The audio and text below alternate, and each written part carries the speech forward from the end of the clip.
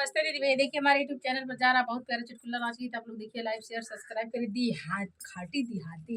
चुटकुला नाच गीत है, आप लोग देखिए, एकदम दिहाती भोजपुरी लोकगीत स्टार हमारे चैनल के नाम है। आप लोग देखिए, ज़्यादा से ज़्यादा शेयर करिए, सपोर्ट करिए, आगे बढ़ाइए और फुल आवाज में सुनेंगे तब समझ में आएगा। नैहर नगरिया छोड़ाई दिहला, पिया नैहर नगरिया छोड़ाई दिहला, राजा नैहर नगरिया छोड़ाई दिहला, छोड़ाई दिहला हो छोड़ाई दिहला, पिया नैहर नगरिया छोड़ाई दिहला, पिया नैहर नगरिया छोड़ाई दिहला। चलता चलता मोर पैर दुखैला, पैर दुखैला हो पैर दुखैला, चलता चलता मोर पैर दुखैला, पैर दुखैला हो पैर दुखैला, पिया हमके तू कोरवा उठाई लेता, पिया हमके तू कोरवा उठाई लेता, पिया नैहर नगरिया छोड़ाई दिहला, पिया नैहर नगरिया छोड़ाई दिहला,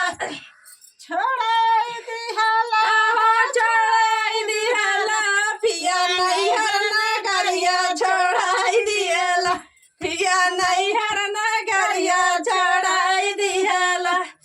चलता चलता मोरे लगी गईला भूखिया, लगी गईला भूखिया हो लगी गईला भूखिया, पिया हमरा के खनवा खियाई देता, पिया हमरा के खनवा खियाई देता,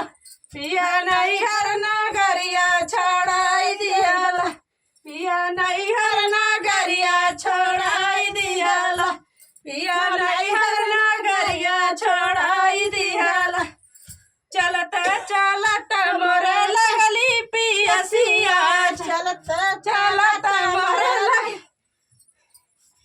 चलता चलता मोरे लगली पियसिया, लगली पियसिया ओ लगली पियसिया,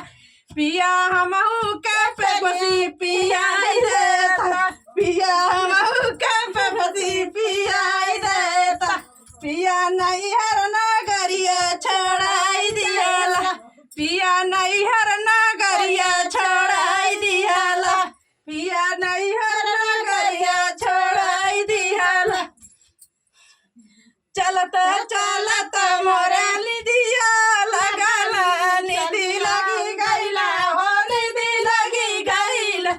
निधि लगी गईला हो निधि लगी गईला, पिया अपने तू गोदिया सुताई लेता, पिया अपने तू गोदिया सुताई लेता, पिया नैहर नगरिया छोड़ाई दिहला,